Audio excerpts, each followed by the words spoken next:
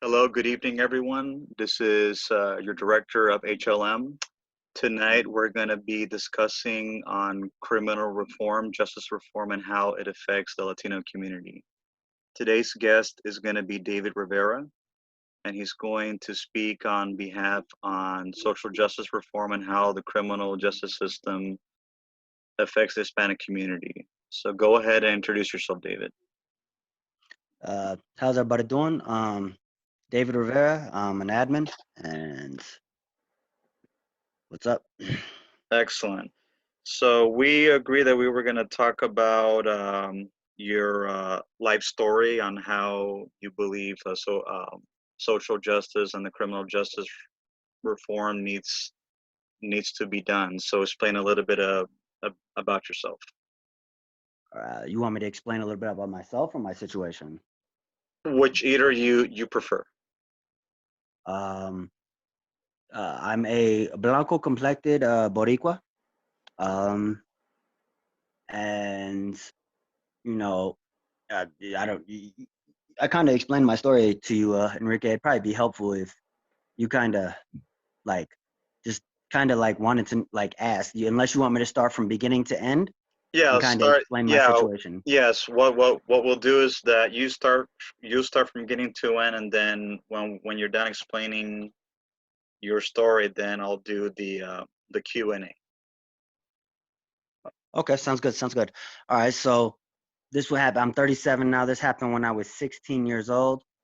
At the age of 16, I was back because coming back and forth. I was born in Bayamon, Puerto Rico, and coming back and forth, visiting my family, and because my family we live in Bayamon, so I would come to the states to stay with my aunt because my father and my uncle and my mother would go to Spain and the Dominican Republic for business trips. So me and my twin sister, who is a darker complected Boricua, uh, we would stay with my aunt. So when we were coming back from school, of course my sister was sick that day, so it was me. I was walking with two white kids that I just met because I was in a program, and we got stopped by police officers because apparently we were in a bad neighborhood, and at first they thought I was white. Um, Now these they had asked, why are you kids in this neighborhood? You kids don't belong in this neighborhood. I said I actually live down the street. Apparently the white kids did not. Um, the police officer then said, why do you live down here? You know, and the thing is, I started speaking Spanish, and I said I'm not white, and the officer then repeatedly, there was two white police officers, one black police officer. The black police officer did not at one time stand up for me, being a minority. In fact, he encouraged the white police officers as they kept calling me a spick, a dirty spick. Just that I was attacked more by having the same skin complexion as them, and it was seen to be a disrespect, obviously. So my situation was they told the other kids to go home. They basically put me in handcuffs, put me in a cop car in the back of the police car. And when that situation occurred, I already knew when they were driving me in the country of Harrisonburg, because this happened in when I was in Philadelphia. Uh, they drove me to Harrisonburg, and that's out of jurisdiction. So I knew there was something wrong. Unfortunately, the good thing is my hands were small, so I did get out of the handcuffs. But they got their batons out like they were going to beat me, and then one of them pulled their gun out. I ran. Two of the officers were big and fat. The black one, and one of the other white ones. While the other one was in shape, he was running after me. Uh, the one that was running after me fired shots at me. I ran behind a garbage bin, and as the police officer came up, the other officers were far back, but um, I was very much in shape. So the police officer came up to me, or not to me, but he was coming towards it with the gun, and I basically jumped at him. I lunged at him, grabbing his gun, He dropped his gun. He then punched me, tried to jump on me, and I hit him in the throat. Mhm. I was put in this situation as a self-defense matter. Mhm. Um, the officer then held his throat. I got to the gun, and I shot the officer in the back of his neck, Mhm. paralyzing him. The Mhm. other two officers then came up. They actually caught up, um, and they were shooting at me. I shot the black officer in the side of the head, causing brain damage for life, and the other officer shot and grazed me in my waist, but I was seeing red, so I really didn't feel no pain. Mhm. Um, and I shot that officer in the neck, and he fell. And when he was rolling over to try and get up, I shot him in the back of the neck Mhm. as well, paralyzing that officer. Uh, Unfortunately, there was a white woman that called the police. So backup came, another white officer, or three white officers, one of them being a woman, but the male officer who did shoot me in the head, his name was Officer Cobbs. Mhm. Um, which caused me a permanent brain injury for the rest of my life, by the way, is part of the reason why it's so hard to speak Spanish, Mhm. because the Spanish language is to speak Spanish is very fast. You know Mhm. what I mean? Mhm. And because of my traumatic brain injury, when they shot me in the head, they shot me in the verbal loaf. That's why even I stutter sometimes Mhm. trying to pronounce words. Um, you know, even in English. Mhm. Do I speak Spanish and I understand it, but I cannot like really go at a fast pace. So they really screwed up my life. After I was shot, they brought me to the hospital. I did flatline, but 62 seconds. My sister was going to Penn State Law for to be a civil rights attorney, so she was only a paralegal, and she was my representation. I was looking at life with three counts of second degree assault and 3 counts of second degree murder with also murder. So I was Mhm. looking at the rest of my life. I was at 15. Um, I did get to, because of the situation being a discrimination matter, I did get to, while waiting for the trial, got to be in Puerto Rico with my family. Um, but on trial day, because of the situation and the great representation of my sister proving that it was a self-defense matter, I only got 11 years. Mhm. I did 11 years in Pennsylvania prison. Um, and when I was in there, I went in there when I was 18. So they kept me in a child's youth, a juvenile Mhm. until 18. And um, basically was charged an adult. Um, and basically, they dropped the 3 counts of attempted murder and dropped the uh, 3 counts of murder, and they charged me with 3 counts of second degree assault, ran concurrent. Mhm. So I only did 11 years, but my sister is currently in the process. She's a civil rights attorney now. My sister Anna. Mhm. Uh, so basically, that's the story. And I do live with a traumatic brain injury uh, as a verbal part, because it is hard to, even though I know the word, I can't get it out, and it really screwed up me speaking Spanish, because when I start speaking Spanish, I'll stop, and I can't even think of the word. And because Spanish is such a fast pace, Mhm. it's just a lot easier for me to actually get words out speaking English. Although I understand, I speak it, I can't do it without having complications. Mhm. So even I stutter with English. So Mhm. that's my case. I was, basically attacked by police officers because they felt that the color of my skin uh, was infiltrating, or an insult to theirs, as they directly kept calling me a spick, and Mhm. they were going to kill me. Wow. It really amazes me how in the 21st century you would think that we would have come a long way from that, but it's really something that we still have that problem with racial profiling. Yes, sir.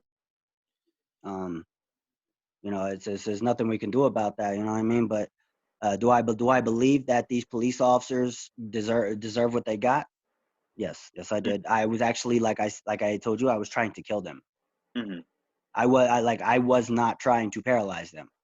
Mm-hmm. But I've never touched a gun before in my life. So to be able to get those shots off, I'm pretty sure it was because it was at close range. I was able to do so. But the thing is, when you black out or you're seeing red, you do things that you didn't even know you could do. Well, of You know what I course, mean? that's just like a defense mechanism. Even someone that is just a regular person, when they're on the verge of something happening to them, it's like the defensive instinct comes out. Yes. My family was very concerned and worried. My father had a heart attack due to this, but thank God he lived. My father and my mother are very, very passionate about their kids. They love their kids. Um, this also uh, caused conflict with me getting a passport to, like the rest of my family, from to Spain, Mm-hmm. because my father and my uncle worked in Spain, the Dominican Republic. That's how my sister goes to Dominican Republic and Colombia and Spain all the time for business. She's got a citizenship through my father. So my sister has this. Both of my sisters have citizenship to Spain, Dominican Republic, and Colombia, as well as America. Mm-hmm. Um, but I couldn't get that because I'm a felon. Mm-hmm. And So especially in Spain and most of the European Union, it's very strict when it comes to people's backgrounds. yes, and that's why my sister is. I'm so gracefully appreciates the fact that she's representing me. She's been amazing. She's trying to get it overturned. And you had asked me, Enrique, you had asked me if I broke down Mm-hmm. in prison. Yes, You you correct. had asked you had asked me if I was scared. Mm-hmm. You had asked me those kind of questions, and I guess to tell everybody, like I told you, there I was not scared, and I did not break down. I had no remorse. Like I was in a zone that, and I didn't even think I don't know how I'm even talking peacefully right now about it. Is it I was still traumatized, like that I had to do that. And the fact is, if you ask me now if I was scared about the consequence, I'll tell you the same thing I told my sister back then, and I tell her now. I'm not scared. I wasn't scared because I'll take 11 years over life any day. Well, yeah. You know what I mean? Because so I guess that's the only answer I can actually give you in that one, is because I can still fight after 11 years. If I'm in jail, what can I do? Mm-hmm. I can help my sister and help others more out here than I can in there. Of So course. I did break down. I did break down the day I got out of prison. I broke down when I saw my sisters there, my brother, my mother, my father. When I saw them there at the front door, even though they were writing me every single day, sending me money, making sure I was okay, my sister would come and do legal visits just to be able to see me. Um, it seemed more real, like when I walked out that door, and just seeing my family and just being free. Mm-hmm. Because at that moment when you have those kind of situations happen to you, you never know. You I was fortunate. I could either be dead. I Mm-hmm. should be dead right now, Mm-hmm. or I should be in prison for the rest of my life. Mm-hmm. And because it was proven in a self-defense matter, and there was a black woman who was a witness Mm-hmm. who said that she heard these officers call me a spick several times, um, that she saw these officers shoot at me. She did see these officers attempt to try and kill me, and she did say she didn't understand why Philadelphia PD was in Harrisonburg. That's way out of jurisdiction. So Mm-hmm. everything didn't seem right. Right. These officers had they were going to kill me because. And so for anybody that I want anybody and everybody to know that just because your skin complexion is light or Mm-hmm. dark, that police officers don't discriminate. Oh, of when it comes course. to it. Like my skin complexion is blanco complected. You know what I mean? I'm light. Hmm. Um, and these officers, if anything, took more disrespect to it because I can go to dinner with their family members. I can associate with their people, and I can blend in, and like some kind of knight in disguise, you know. Yeah, And the you thing can is, I wasn't pass. trying to. You can Yeah, pass. yeah. But the thing is, I think where I screwed up is I didn't look at it that I was, like I said, I was 15. I didn't look at it as, David, you should have just shut up and speak English. Like, you shouldn't have been so prideful. You just say yes, yes. I live in the nearest That was neighborhood. gonna I'm with happen. these white kids and we got lost. That's too much over there, Ricky. That corner. Yeah, That, go ahead. I'm sorry. that corner. Um, That's too much. but yeah, Those books will get basically, it's a screwed up situation, man. And do I believe that police officers need to, go through training? Do I hate yes, I do believe that police officers are bad. There are so many of them that are bad. Hmm. Um, we need to, address that. Now my thing is, I don't feel like Hispanics really don't even get the time of day. We don't even, nobody even cares about us. Hmm. Like, so for all the police officers that kill Hispanics, why aren't we recognized? Why aren't those people getting justice? Why aren't their families getting closure? Hmm. And that is something that bothers me. Like I said, I should not be here today. So I'm really, I give my prayers to the families that did lose people, because my family would be in the same boat as them. Um, I guess I'm just blessed, maybe. Okay. So So this is where the Q&A starts. Thank you very much for your testimony, David. that's a All right. testimony. Yeah, yeah. That was your testimony, your story that you just gave. Oh, okay. Should I put my hand up in court? No, no, it's fine. All right then. So, one of the questions that I wanted to ask for the listeners is, what do you think can be done in terms of better training for law enforcement, and what can be done to improve better policing tactics? Through my experience, I think that due to the fact, and through my experience, I think they need more. They need to balance racial officers of different colors. Hmm. So you need to hire. I'm not talking about just hiring Mexican police officers to Hmm. deal with Puerto Rican people. Hmm. I'm saying you need to hire Dominicans, Cubans, Puerto Ricans. You need to hire. I think that Latin law enforcement needs to deal with Latins. I think black law enforcement needs to deal with black people. I Hmm. think that white law enforcement needs to deal with white people. So therefore, you take the racism out of the situation. At the same time, because a black woman, I think they need to also hire more women, Hmm. um, because women are more compassionate when it comes to that. Men are more aggressive. Right. The experiences that I've ever deal with when it comes to women officers, they're not quick to pull the trigger on you. You know what I mean? Um, think of it like your mother. Hmm. Your mother is, well, actually, it depends on your generation of mother, but I think that they need to also, they need to have that mental health. They need to have mental health to deal with certain individuals. I think that they need to have certain officers that are specifically qualified to deal with children or people that are autistic. Hmm. I think that they're just throwing police officers, call 911. Somebody's coming down there and they have no experience to deal with a Right. certain situation. So, um, as of children, I think that a woman officer should definitely deal with that situation, Hmm. because understand a mother is always going to be protective over their cubs, Oh, right? of course. So, so, Absolutely.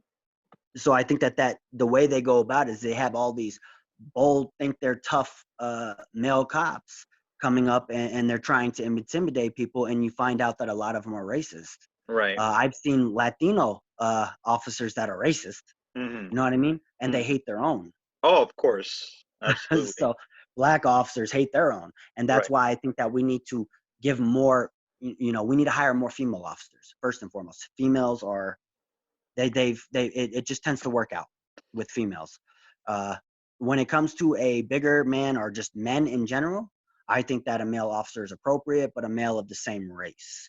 I also think that uh, that video cam, basically you should have a sergeant or a lieutenant on site at all times to monitor their officers, because a lot of these officers do this crap behind their sergeants' backs and Mm-hmm. stuff, and we're forced after the situation to see the video cam of why somebody died.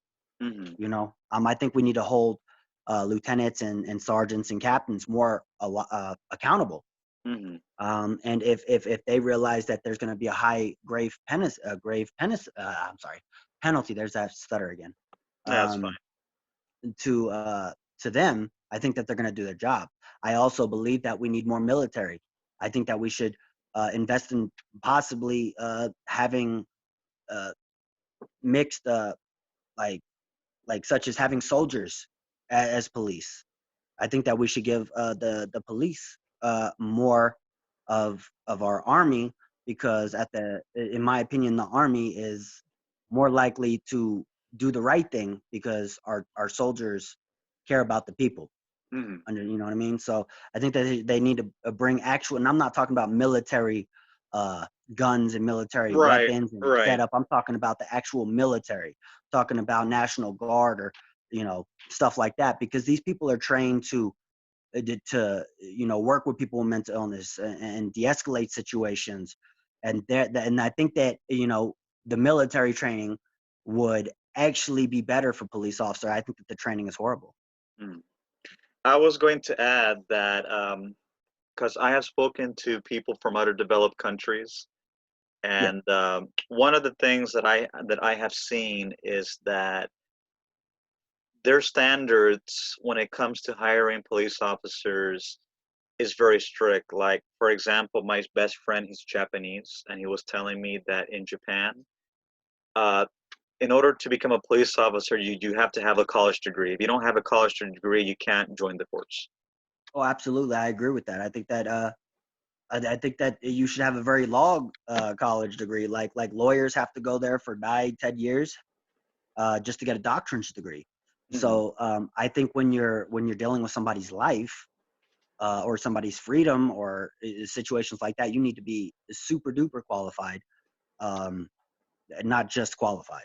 I And don't think I just qualified is good enough. Right, and I also believe is that unfortunately in the states, since nobody wants to join the police force because it's so dangerous, I believe that the standards have gotten very low because they need people, but that's causing a problem because they're just letting anyone join in.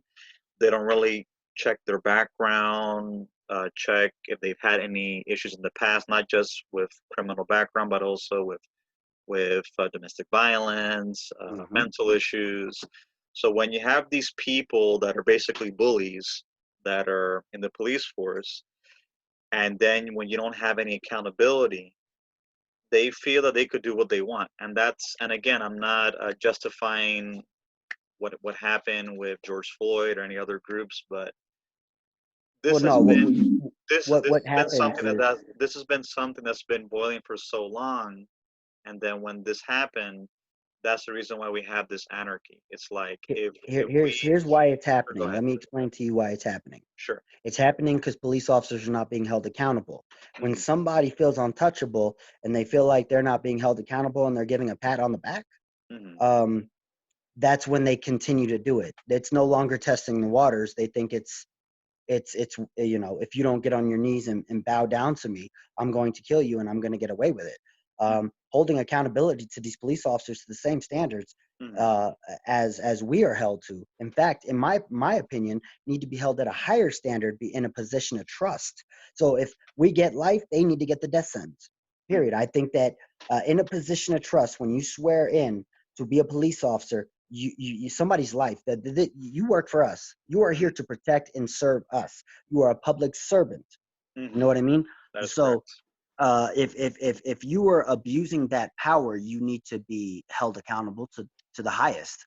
Mm-hmm. Just like I believe that government needs to be held accountable in a position of trust. See, these people have a job, and when they abuse that privilege, understand, because there is a big privilege behind what they're doing. Mhm. I think that the police officers need to, build trust with communities. Mhm. Um, I think that certain police officers should work certain areas so they can get used to the community. So the community knows that, well, I know that officer. Mhm. I know exactly what that officer's about. I also believe that police officers need to work in certain communities. Don't be saying dispatch 422 come over here and then later dispatch 256 come over. Don't do that. Right. You have Yeah. certain police officers that Yeah. work It in would. certain Yeah. It would be, for example, like getting a police officer from Beverly Hills and having them police Compton. It's like areas. night and day. Yeah, you have different officers going there. You have different personas. Mhm. So you have different people. You know what I mean? So Mhm. if you have the same officers work like in certain areas, they know that community. They're connected with that community. Mhm. So if that community is needs help, they can trust in that police officer to to deal with the situation. Okay, my son has autism. Okay, I'm gonna go. I know how to deal with this kid. Hey, what's up? You know what I'm saying? This officer knows how to deal with this kid because he deals with him on a regular by saying hi. Hey, what's up? And that kid's more likely to gonna calm down because they know that police officer. You bring somebody that people are comfortable with. At the same time, the community is going to know that if a person's acting up, that police officer is going to do what it takes to protect those people in that community. Now, Mhm. that's what I think that it needs to be, is the people in the community need to feel safe um, at all times. And I think that knowing the officer that's in your jurisdiction is going to be a grave importance. I agree with you. And what would you say as far as criminal justice reform is concerned? Do you believe, for example, like right now in my state of California, it was on the ballot. I think it was Proposition, I think 21, where it talks about abolishing the cash bail system because with many people, especially people of color, minorities, and people that are economically not, poor, even if they are not like accused of a violent crime, if they don't have money to post bail, they stay in prison and until trial, and a lot of those people uh, and end up staying in prison longer because unfortunately they don't separate the non-violent criminals from the violent criminals, so they're put all together. So when a violent offender tries to assault a non-violent offender and a non-violent offender defends themselves, they end up getting more time. So do you believe that the cash bail system should be abolished completely, or do you think it should be abolished only on certain cases? I think it should be abolished only on certain cases. I mean, take for instance a rape case. If a Hmm. person rapes somebody, there should definitely be a bail. You should not get out for free, because think about it, that rapist goes out and hurts another person. That person is dangerous. No pedophile nor rapist should ever be easy. You know what I mean? Win your case. Um, uh, Now, also with murder. Now, if that's a touchy one, because some people actually, like my situation, it it was a self-defense matter. So if we use it towards somebody else, of maybe a Hispanic or a black or a white or whatever, Hmm. that's going to be a hard one, because they're going to, your case is murder. Hmm. You know what I mean? So I think that it is fair that we have to stay inside just for the safety of the people so they feel secure. Domestic violence matter. Do I believe that should be that should apply? Hmm. If there's a restraining order and that man is, watched at home arrest by police officers just to make sure that he doesn't go and hurt that woman, yes. Or put that woman in safety while he's out there. Provide protection to that woman and make sure that he doesn't come around there. What So I think that, about what about in the case of nonviolent offenses? Let's say someone on a drug charge, or let's say someone oh yeah, let him was a go. Let him or what go. or what about someone that was accused of something that there was no proof of anything? Because there's been a lot of people that have been falsely accused of crimes that were not even violent. There's a lot of people wrongfully convicted today, just in general. Hmm. You know what I mean? Understand that that's what helps the taxes rise, is when the more people you have locked up, the taxpayers are always going to pay for for the sentence. So understand, the more time that person gets, the more money the state gets. Mhm. Every little thing that when it comes to jail or lockups or deportations or anything like that, the taxpayers are always going to pay for it. Right, I and think that and and the taxpayers don't realize that the prison systems in the United States are actually private. They're not publicly owned. So well, prisons they got actually some state prisons. profits. Yeah, They got state they have prisons. some safe prisons, but the majority of prisons today are privately owned. A lot of people don't know that, and Oh yeah. we have more people locked up per capita in the world in the United States than they do in communist China, which has like 10 times the population.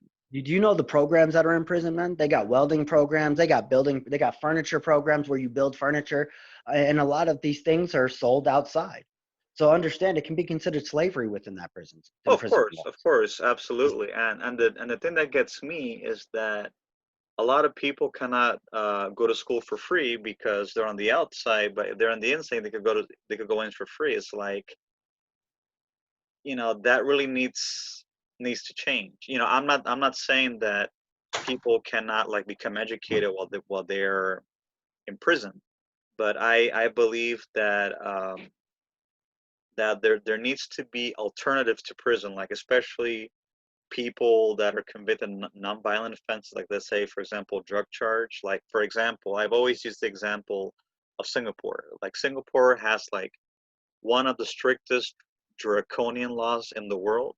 Like, for Yeah. example, they give the death penalty automatically to someone that is a drug trafficker or trafficking drugs. Like, they're very strict when it comes to that. But when it comes to people that are addicts, instead of locking them up as they do here, what they do is that they'll take those people and they will put them automatically into a rehab place, let's say for 6 months to a year, depending on what it is. And Yeah. they have a huge rate of people that reenter society and they don't reoffend. Well, that's another thing. I think that I think that anybody has a drug case. If you're an addict, the only way I really think that you should be even charged with anything is if you stole or hurt somebody physically while high. Right. But if you're just high and you get stopped because you're walking around screaming or whatever, Hmm. you know, you're not obviously competent. So what do I think? I think they need to make more. Just look, like when you get drunk, right? What do they do when you're drunk? They take you to jail. They let you sober up. They give you a whole bunch of Gatorade. I've never drank before, but I was next to somebody who was, Right. and I was actually kind of jealous because I wanted some of that Gatorade. Um, but they basically tell them to go to sleep, and the next day they let them go. But on a drug matter, I think it's a little bit more different. I think that they need to, instead of even charging them with anything, okay, you're gonna have to go to this rehab. Like it's an automatic law. You're high.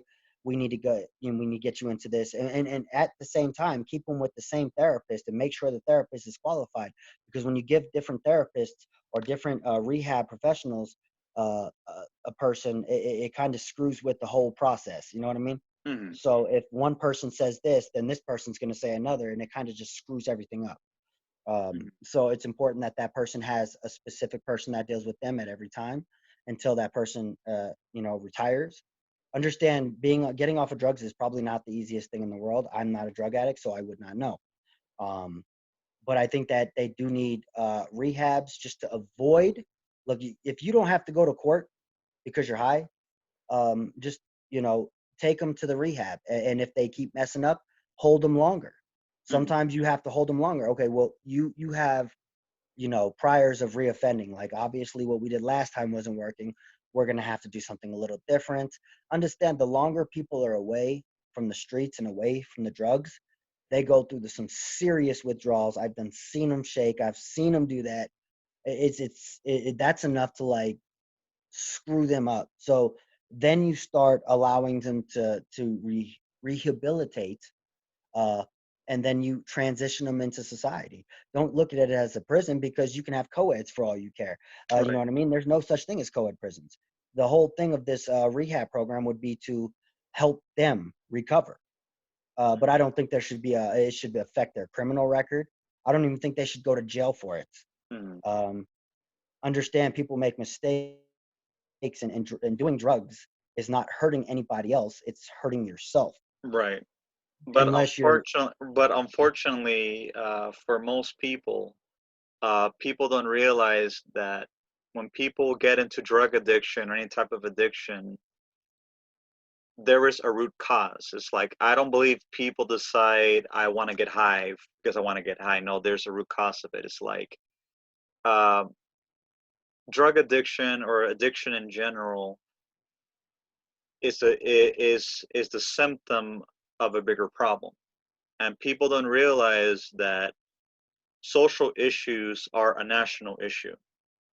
That is a major, major, major thing, yeah, and that's something that needs to change, because we are seeing that every time there is social problems in the community, people turn to drugs, and then drugs turns to crime, and then crime turns into prison sentences. it's no different than gang banging. When a person sees the environment that they live in, and they're like, well, I'm seeing how my mother and my father is being treated, not giving opportunity held, and I definitely don't stand a chance. So, if I want something, I gotta be a part of a gang. Hmm. That also can consist in, prison or death. Look, this is how I see it. The prison system is a big financial positive motion for the government. Hmm. Look, I you know how I think. I don't think people should rely on the government. My personal opinion, the government has been the very first and the biggest part of the any country Hmm. that has hurting people. It's never about the citizens when the government, Hmm. when it should be.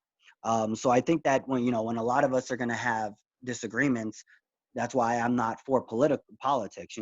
I am independent. That's the party. That's what I represent. And Hmm. I was talking to Lewis earlier today, Hmm. and I didn't realize whenever I say I'm independent and the things I talk about, he's like, dude, you're from Bayamon. He looked it up. He's like, they're all socialists out there. And I'm like, well, I'm a different kind of independent. You know what I mean? Like, Hmm. no, bro, like they're all socialists. And that's how they act out there. They think that, they don't like America. And I was like, they're Democrats or something like that. I'm Hmm. like, no, bro, they want independence from America. Hmm. Um, so the whole thing is the system, bro. The system Hmm. is always going to be a part of the government. So a lot of people want to say you can't just blame the system and not blame the government. Hmm. You know what I mean? And understand, in every state has their own systems and their own laws. Right. We're not talking about federal laws, because if we had federal laws, every state would be the same Hmm. that they have to follow under the Right. federal laws. Unfortunately, that's not the case. So if you're in a Democrat state, and the incarceration is bad, it's the Democrats' fault. If you're in a Republican state and the incarceration is bad, it's the Republicans' fault. Or not just it's not the whole party, but it's the person that's the governor. And if there's a Democrat in the governor's office, or a Republican, those are the people that are making the system, the rules, and the legislations, along with the general attorneys of Hmm. all states. Hmm. They're the ones that you need to confront. So the thing is, that's why I guess I have so much misunderstanding when it comes to why people are saying, I'm going to fight Democrat, I'm going to be Republican, when at the end of the day, they're the ones that put these laws in play. They're the ones who made these systems the way they are. And now they're trying to play victim. But Hmm. at the end, the thing is, we need to hold the government accountable and the system. Like, understand, I don't like a lot of the judges. A lot of the judges will abuse, decisions and give you max sentences when this is your first time. Hmm. So, as of your question, I do feel that when it comes to nonviolent offenses, it all depends on the situation, because understand, I think that what is it, statutory rape. I Hmm. think is that what it's called, Yes, uh, correct. when you have sex with a minor. that's considered a nonviolent offense. Yes, correct. Um, if you're a pedophile, like if you just touched a kid instead of penetrating a kid, I Hmm. think that's considered a nonviolent offense. So I guess if you really look at it, there are certain situations that should have bail. Hmm. Anything with a sex offender, period. I don't, just hang them all. Hmm. That's my opinion. But then again, I'm for protecting the children, man. I'm not for hurting them. You Right, know of what I mean? course. I want to see all children grow. I want to see all children strive, because we have to depend on the future, and the Hmm. future is going to be the ones to live through this whole problem that we're not resolving for them. Like, so, yeah. And I've had many conversations with many people in the Hispanic community about why is it that certain groups strive and others don't, like, and I've made this comprehension many times. I mean, comparison, I'm sorry, comparison, that the Asian community, for example, the parents are very involved with their children. They will invest not only money, but they will invest time. They want their children to succeed, so that way they'll have a better life than their parents did. And there's many instances where a lot of these Asian people come from countries that were pre-industrial or war torn, that Yeah. they didn't have any type of industries whatsoever. They And also they also believe in discipline. they believe in discipline, yes.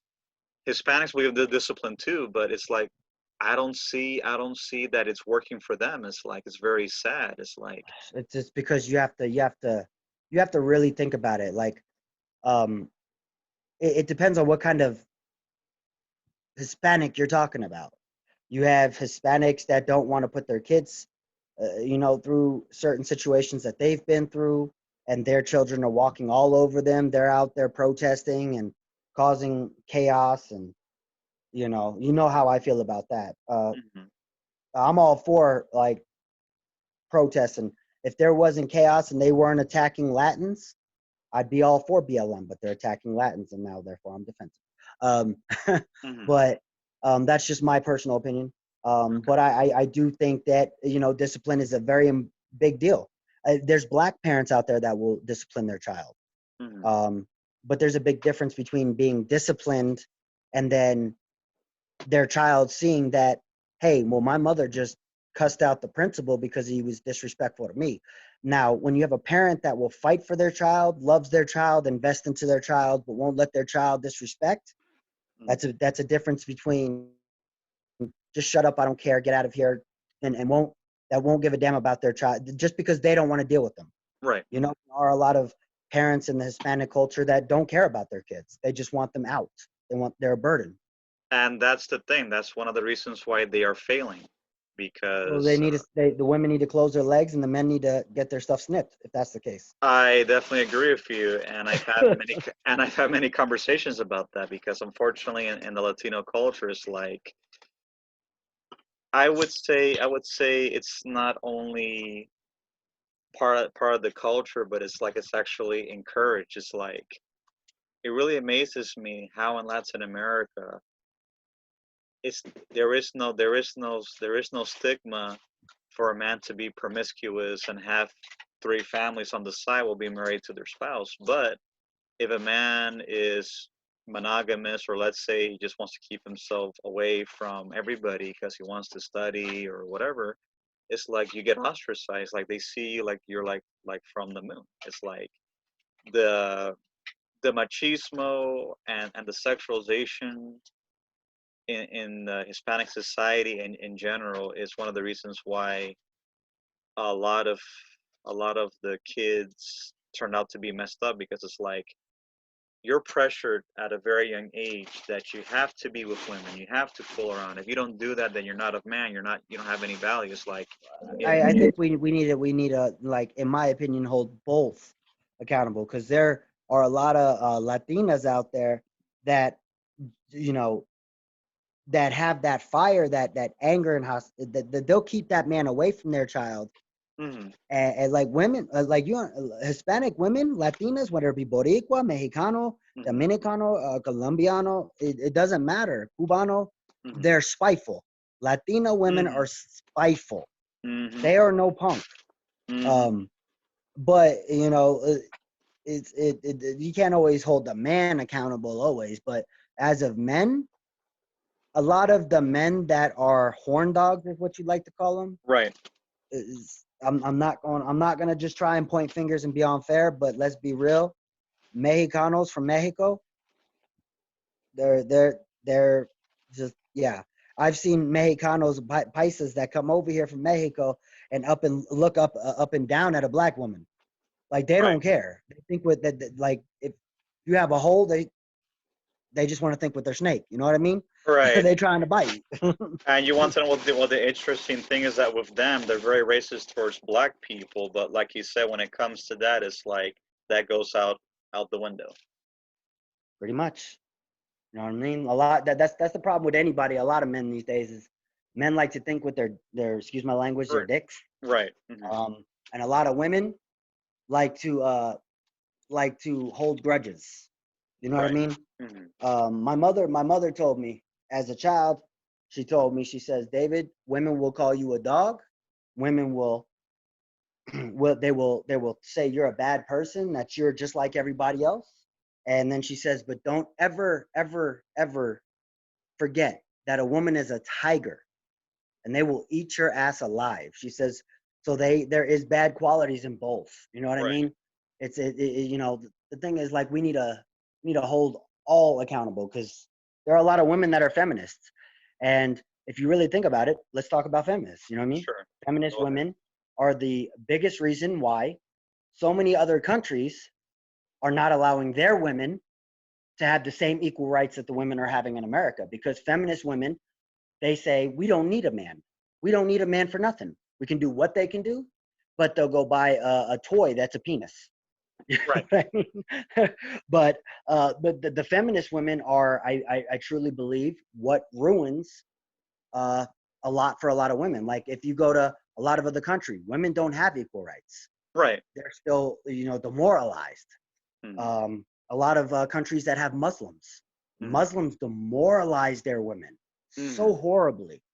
And these women deserve the same rights. But these feminists in America screw it up for the world, because the men are like, oh, I see how they're acting. We can't have that here. So I think that we need to hold the feminist women accountable. I agree with you. I agree with you. If you look at most of Europe, for example, which is much more progressive than we are, it's more equal. You don't really have those extremes. Like, for example, if you look at France, for example, they have feminists there, but the feminists over there, they're not man haters. You know, it's like. And that's the thing. Like I got in a conversation with somebody because I said I don't like feminists. I was in the group and they said feminists don't hate men. You know, what's wrong with feminists? And I'm like, feminists do hate men.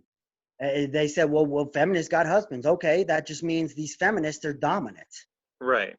Understand, a feminist is a woman that, you know, all the man is good for is for sex. Okay, you're there for sex, but I'm making my money. Or money. Yeah. Well, the thing is, that's a gold digger. I don't think that's really a feminist, but. No, because you have both. You have feminists that, you know, they're independent, they make their own money, but they also use the man's money as well, while not using. Oh well, yeah, they'll divorce their husband, or they'll do something like that just to get all of his money. Yeah, I've seen J-Lo is one of them. Right. She did it to what's his name? Mark Anthony. That Anthony. Mark Anthony. Singer. Yeah, Mark Anthony, and then there Mark was Anthony, yeah. And then her first husband, who was Cuban, and then her second husband, who was Chris Judd. I think that she was married to P. Diddy too, wasn't she? No, she wasn't married to P. Diddy. She was with him, but they were not together. She had gotten butt surgery because he wanted her to get butt surgery. Right. That's what I heard. But then again, I was young, so. But the thing is, I think we need to hold all parties accountable here. You know what I mean? You can't just say men are dogs and not say women are vicious. You know what I mean? And the thing that gets me is that when it comes to women that are pedophiles, what really bothers me is that they don't get punished. It's like they really get away with a lot of things, and I think a lot of the third and fourth wave feminists, they are actually promoting that. Well, that all depends, though. You have to be a pretty woman. If you're an ugly woman, you're gonna get time. Hmm. You know, when it comes to women, you know, like that one blonde chick. I think I heard her. She was a teacher, and she had sex with a 14-year-old Oh student. yes, that was Mary Kay. That was Mary Kay Letourneau. That was like the Yeah, she was first public. blonde and blue hair and or Yes, blonde and blue eyes, and yes. she got 6 months in prison, and she got out that day because of the time she was in jail. By the way, she was bailed out, Hmm. and then she got 2 years on probation. Okay, soon as she got out on probation, they she reoffended with the same kid. And then she And married the kid and had two other kids with him. yep, and when she went to jail, she basically didn't get shit. That there were, excuse my language, I have a Hmm. bad mouth. Um, they didn't give her any time, and in fact, they gave her what is it called when they erase it after you're done with your sentence. Yeah, it's called Yeah. it's expunged. Well, yeah, but there's a thing that whenever you get out of prison, like the judge can say, okay, as soon as you're done with your time, we're going to give you not a furlough. Furlough is when you go and visit family when they're dead. Um, it starts with an F. But it's a certain thing that they give you as soon as your time is up. They erase your record. Like it's gone. Like you don't getting your record expunged. You have to go through court to do it. Of course, of Meaning, course. but the judge just grants it to you. Like as soon as you're done with your sentence, you no longer have it on your record. Yeah, I believe in the case of Mary Kay Letourneau, a lot of people don't realize this. She actually came from a prominent family. Like her father was a senator, her brothers, they were all in government. So I think they played a part in her getting all of that erased. A lot of people don't I know that. wouldn't doubt it. I wouldn't doubt it, man. Like that's the thing when you're government babies, you can do whatever you want. Just like there was a governor of Colorado, his son beat up an autistic kid brutally. Him and this other kid. And the son didn't even get arrested. It was the other kid that conspiracized, and the other kid was black. The governor's son was white, What state and was this? it was in Colorado, Denver, Colorado. There was a kid, and they beat him up, and he was autistic because the girl, he had a crush on a girl, and they lured him in to an alley, and they beat him up, and there was people holding cameras and laughing. This kid's an autistic kid. Like, Right. what? Pick on somebody you know that's gonna fight back. I don't. Just like there was this other video on all over social media. There was an 18-year-old boy with a whole bunch of people in the apartment, and he started beating up this autistic kid because he had a crush on the autistic kid had a crush on this certain girl, Right. but she led him back to the apartment, and that fool got he beat him up, and thank God that fool went to jail because I think people like that deserve to go to jail just for the Hmm. simple fact that in prison, one thing a lot of people are on the same page about is you don't hurt kids. Right. If you have anything that hurts a kid, oh yeah, you're done. We're gonna beat you up. We're gonna it's done. Hmm. You know what I mean? Hmm. So um, I think we need to be more protective over our children and stop allowing these dudes that want to be tough. That's why I look down on gangs. You know what I'm saying, Enrique? Yeah, I know. Because if you're a gang member, it just shows you how weak you are. Yeah, you could have the mouth to talk about how tough you are, but when your friends or your fellow gang members are the ones beating up the person, jumping him, it goes to show you that you didn't win the fight. Your Right. friends won it. You're weak. There's no such thing as one-on-one anymore. Like, Not anymore. It used to be like back in my day, that's how people used to do it. But today, everything is, they okay, fight in packs. we're the same age, Enrique. Mhm. So, but go back to the legal things. Let's focus on that again. Sure, go ahead. What are the questions you have? Yeah, another question I was going to ask you. Do you believe that once people um, come out of prison and they're felons and they have like reformed themselves, do you believe that the record should be erased so that way they could start over? Yes and no. Yes, yes, actually, but I think where the no comes in is I think that people should prove, like once you get out of prison, um, like me, I've been off of parole for 10 years. Mhm. So if you're off of parole for, like, it takes 7 years, right? Like when you get out of prison, you Right. can leave the country after 7 years. You can vote after 7 years. Mhm. It's like your rights are kind of being given back to you, besides the fact that government allows society to decide whether they can let you live in the apartment building or get a Mhm. job. um, I think that they should have that very same thing. After 7 years, without cost, file a motion to be able to get a certain whatever the sentence, what you went to jail for, erased. If it's murder, I think that it should have a more lengthy time. Um, if it's a murder case, I think that you should at least be off of parole for, I'd say, what, 15, 20 years. Um, What about if it's like a bank robbery? a bank robbery, I Mhm. think that should still qualify under the 7 year mark, unless you shot somebody. Mhm. Understand, stealing money doesn't hurt people.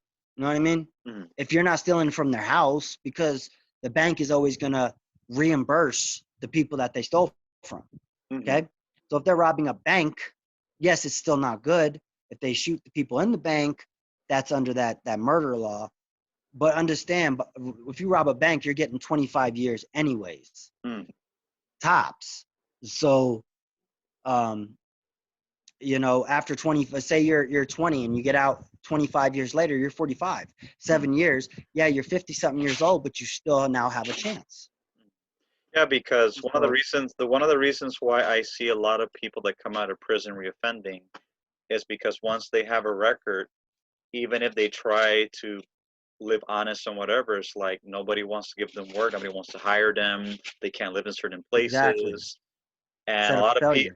so a lot of people are forced to go back to it again. And I believe Well, that, again, like you said, when it comes to certain cases, let's say for example, if it's, in my opinion, if it's like a bank robbery, which is in my opinion is non-violent, like you said, unless they shot somebody, I think they should have that expunged. It's proven that they have reformed, completed everything, and because this is the reason why a lot of criminals reoffend, and then it becomes like a revolving door. It's like gang well, members, I for don't think that they example, should they get a don't free care. pass either.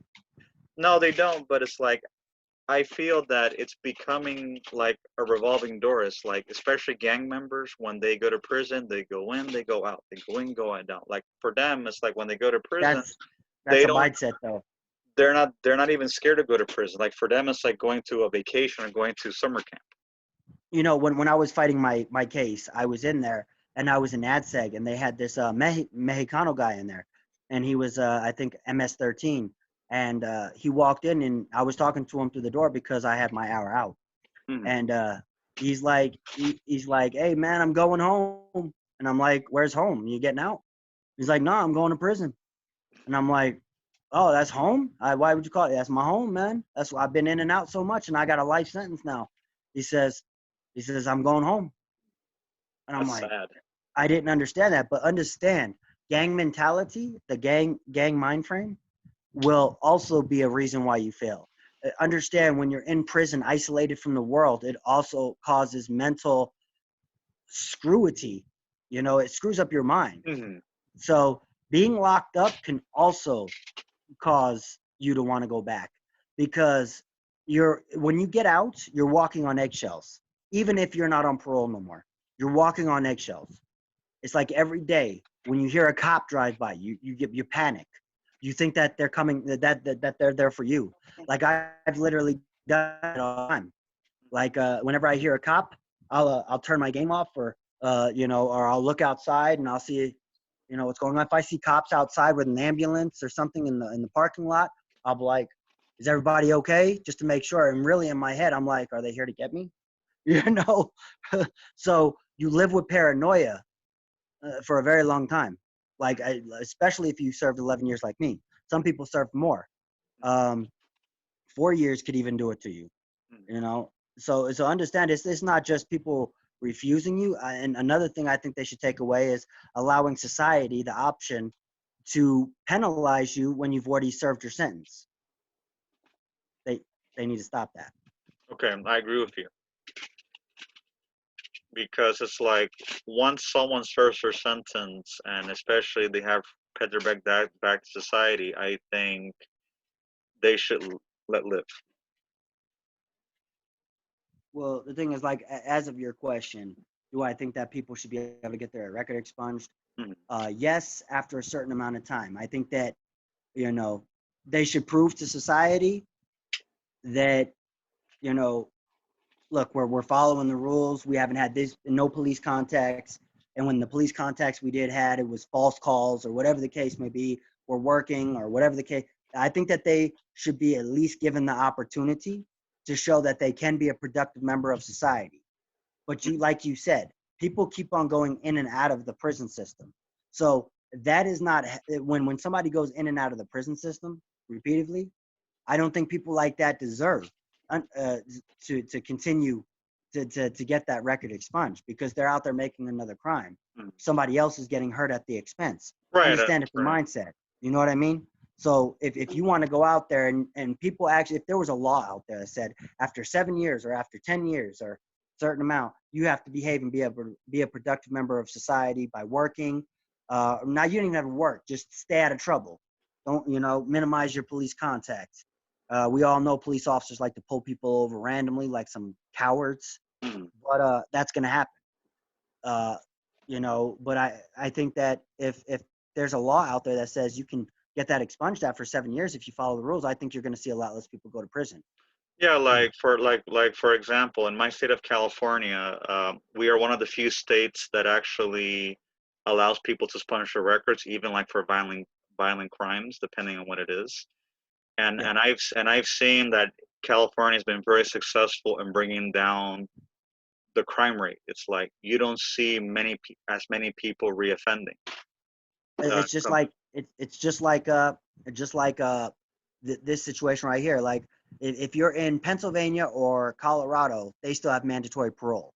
What mandatory parole is that you do say you got an 11-year sentence. Okay, well after your 11 years, you do your full 11 years or whatever good time. Now, due to the fact my situation was a violent offense, so I had to do 85% of my time. So I did well, due to the fact I also got a lot of write-ups, so I did 10 out of 11. So as soon as I got out, that's when my parole starts. So I had 5 years mandatory parole. Now, with other states around the U.S., your parole exceeds within your prison sentence. Mhm. So if you have a parole, say you have 10 years, they have to parole you within 5, unless you refuse and want to finish your parole in prison. So There's a lot of so they give you a kind of, choice. yeah. And with everybody knows. I feel bad for the people in Colorado. Colorado is an incarceration state. Oh, really? It's called the state. Yeah, it's called the state. Come on vacation, leave on probation. Literally, it's a woman's state. They I don't even thought care it, about the children. I thought it was Texas because I know that Texas has the highest like They execution rate. got 26 male prisons in the state of Colorado. Oh, wow. They had 4 female prisons, but they were ordered to shut down 2. I do a lot of research on this prison stuff. So is Colorado like a blue state or a red state? I'm not really sure about Colorado. It's a blue state. I think it's Democratic. Okay. Because I know that in states that are more Republican, like for example Texas, uh, the penalties are much more harsher. Like for Actually, in Democratic states, man, that's where a lot of the minorities get locked up. True, but from my personal research and from what I have seen through the statistics, like in places like Texas, a lot of minorities get screwed a lot by the system, and they are most of the people that actually get locked up, and most of the people that actually get executed are actually people of color. Like Yeah, here's the thing. Texas's majority is Latin.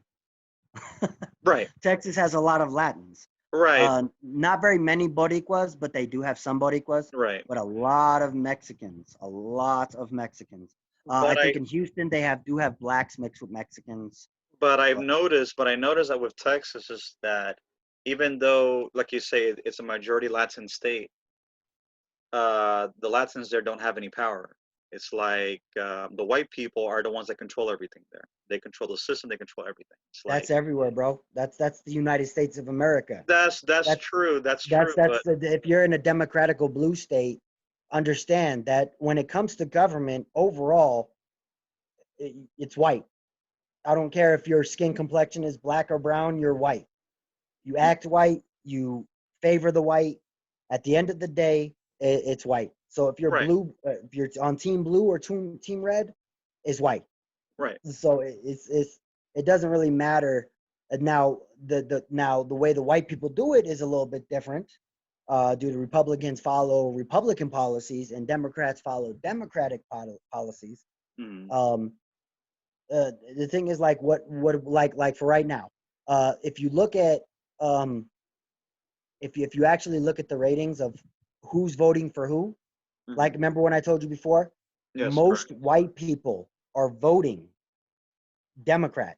It may seem like Democrats are so much for minorities, but if you look at the minority percentage, blacks and Latinos are voting for Trump.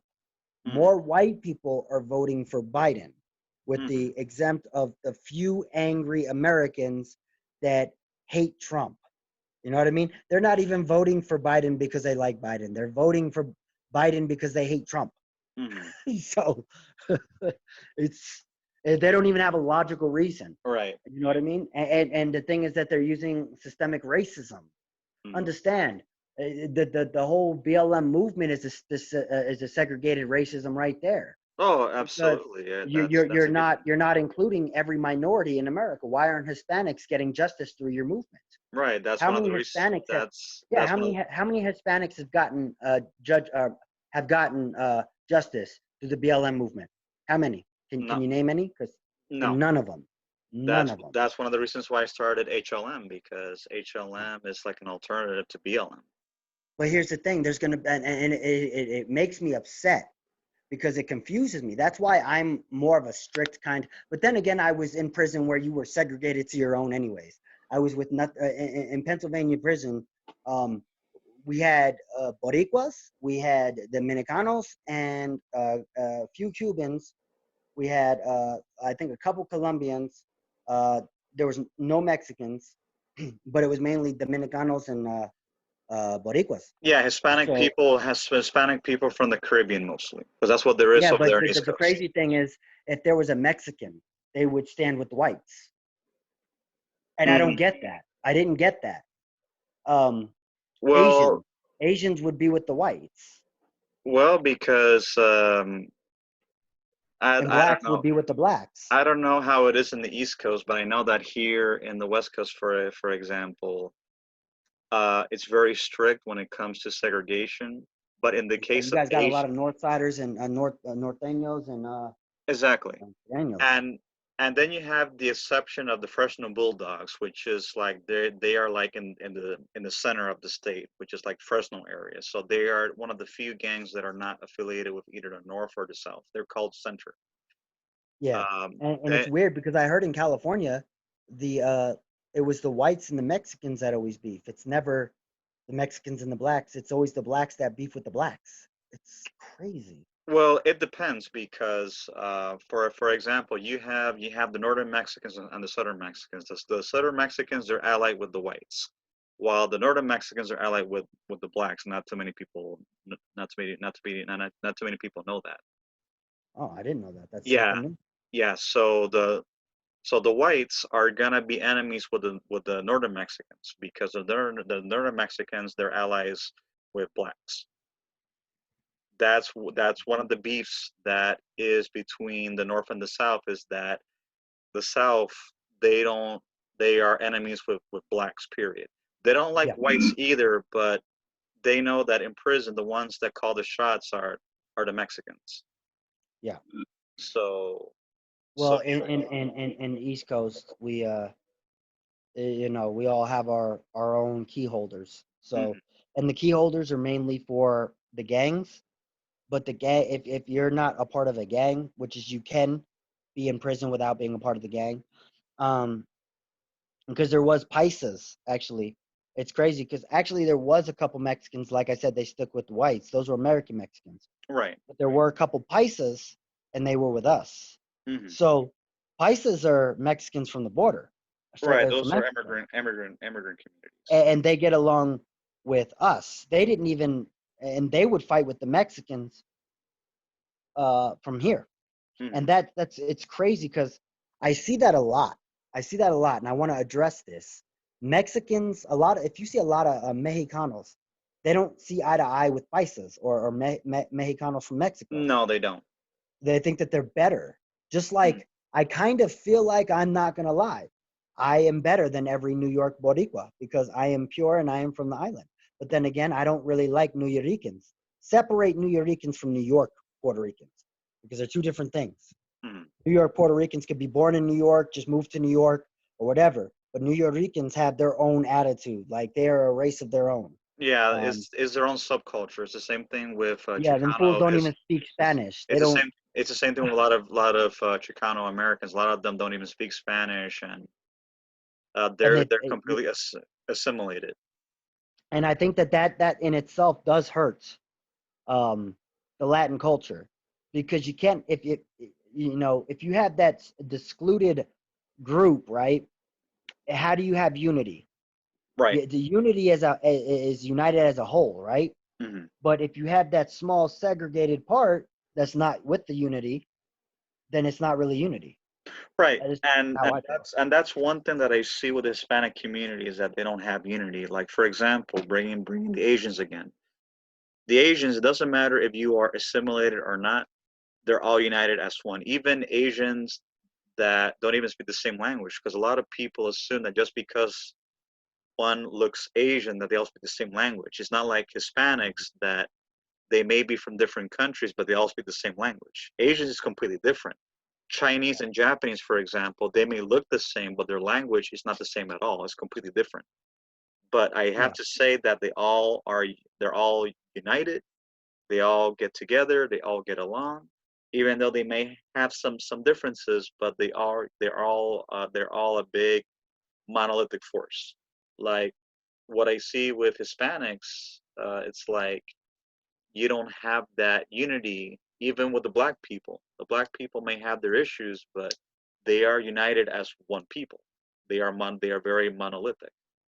Well, yeah. I mean, I put the black community in the same boat as us. Mhm. There is it's their relationship as a whole is so far from united. Um, but you know, like like like I talk. This is why I like talking to Lewis. Although Lewis, one of the admins, shout out Lewis, he Mhm. is a Republican. I am. How did he describe it? Because I always said I'm independence, but because of just It's because it's of it's independent, not independence. I have to correct you. I know, but come on, in Puerto Rico we don't even have that name, so I have to think about it as because, like I said, I just got into politics 2 years ago. You know what I mean? Like Mhm. I don't really screw politics. I never really cared about politics. Never really, as far as I'm concerned, none of them cared about me at all or my people. Mhm. So there was never a reason for me to care about them. I Mhm. got involved, and then and here's the thing, I never supported Republican. Never. I've never, like, I always dogged Republicans. Like I was that guy in those groups that was Democrats, always talking about how we were oppressed, how Mhm. we were mistreated. You know what I mean? Mhm. Until BLM came around.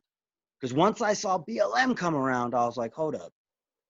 And at first, I was for it, man. When I saw the movement, BLM, how they were marching in solidarity, and I felt like, man, we were living the days of Martin Luther King. Like I saw everybody marching, and then saw threats come. Well, if you don't do what we want, we're gonna burn it down, or Mhm. we're gonna start attacking innocent people.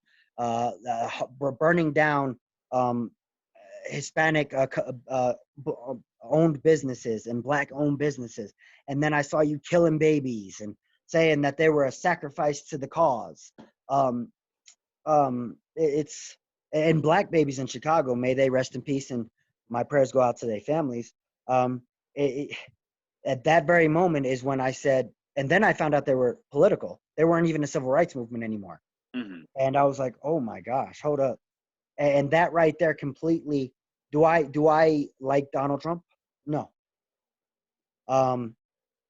Do I support the Republican Party in spite of the Democratic Party not catering to us as Hispanics and only catering to Black Americans? Absolutely. Mm-hmm. That's why I try to make it very clear that it's not black against brown, because understand Mm-hmm. the only, and this is where it really screws me up, and I want you to hear this, Enrique. Sure.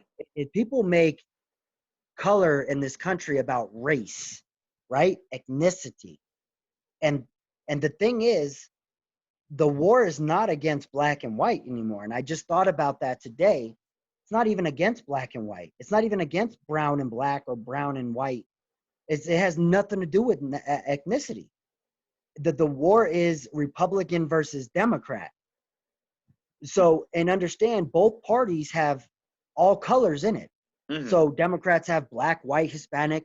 Republicans have black, white, Hispanic, Orientals on both sides.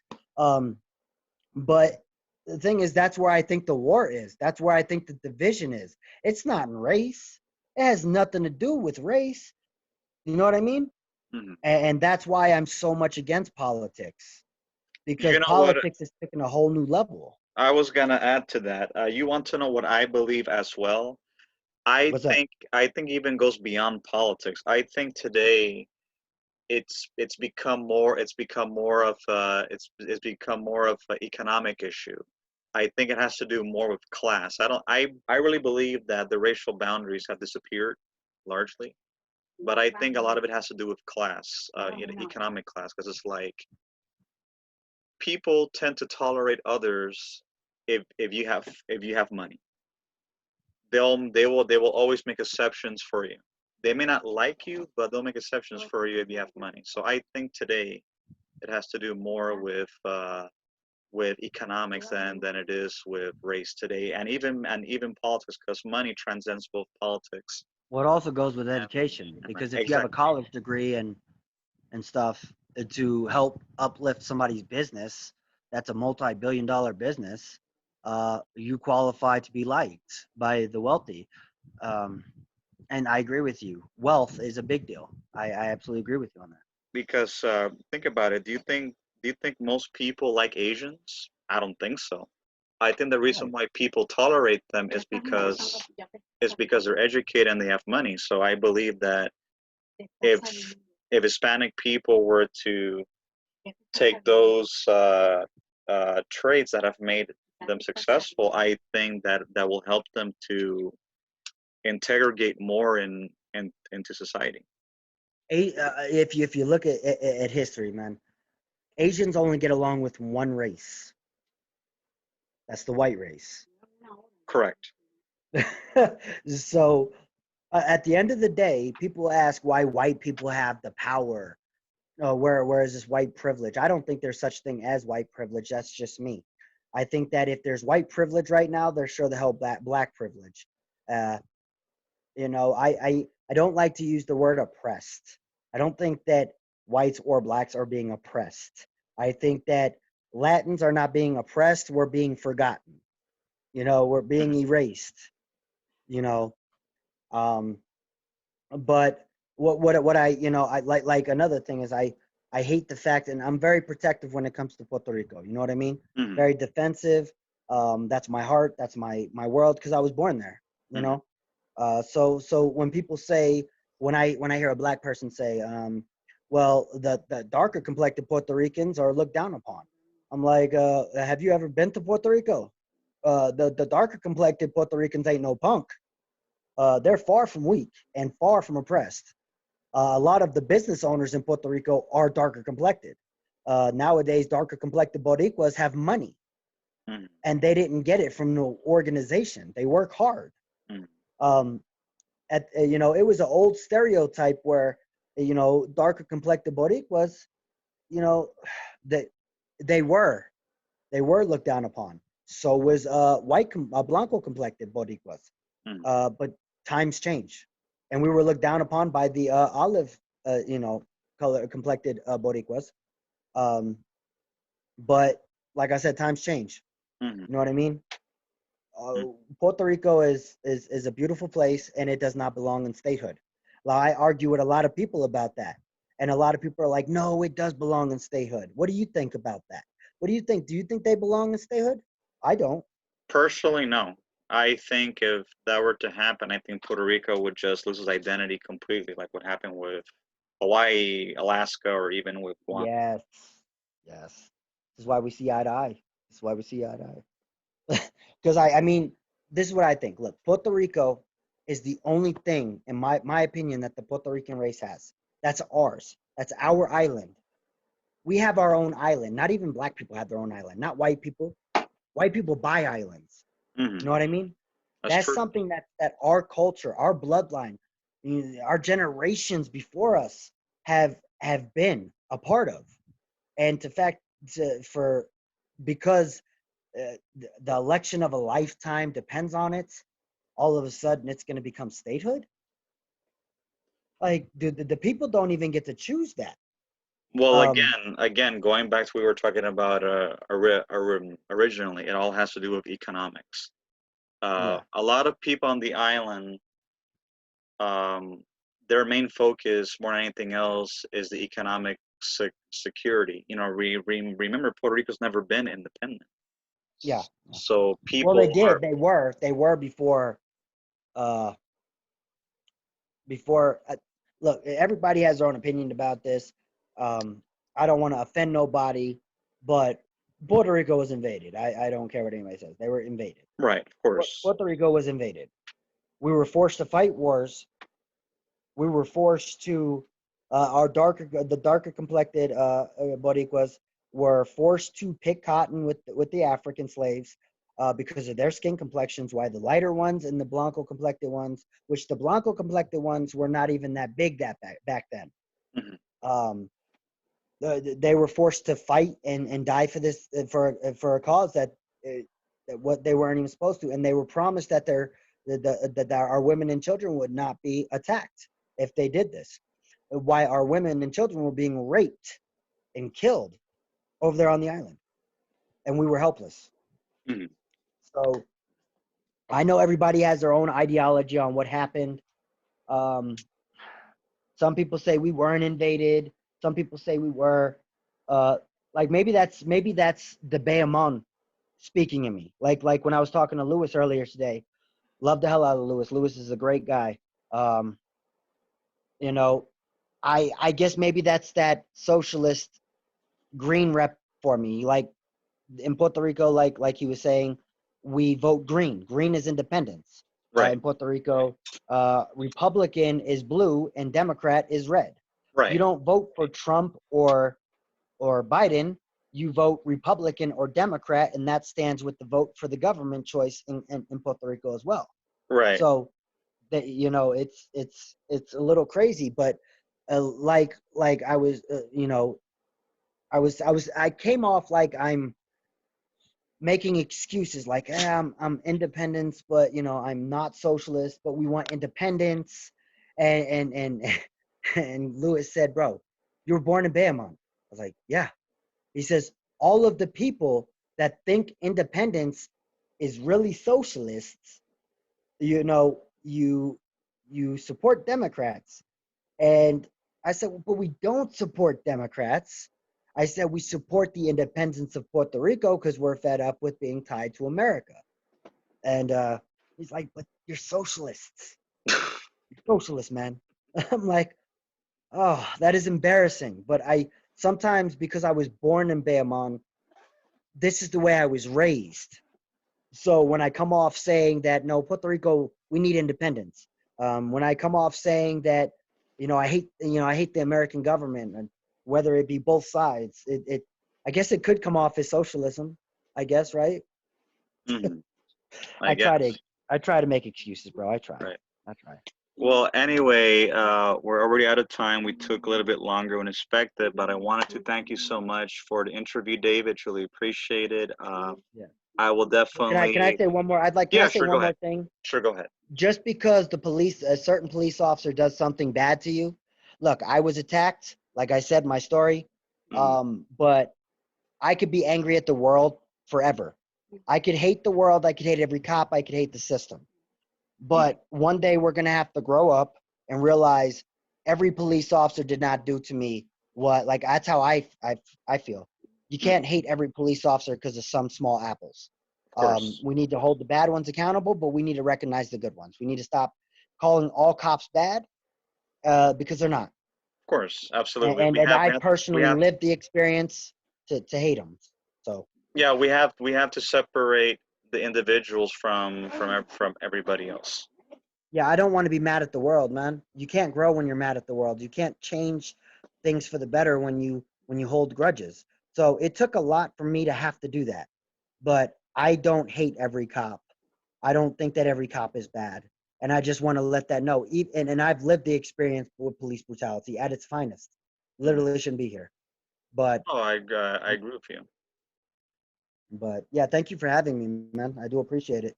Not a problem. So this is gonna wrap up this podcast. So I'm gonna finish up, and as soon as I'm able to record, finish doing the finishing touches, I'll definitely send the podcast over to the radio show of HLN. All right, that sounds great, man. Hey, shout out to all our members too. Definitely. You take care of yourself, David. Have yourself a You wonderful too. evening. You too. Buenas noches. Bye bye.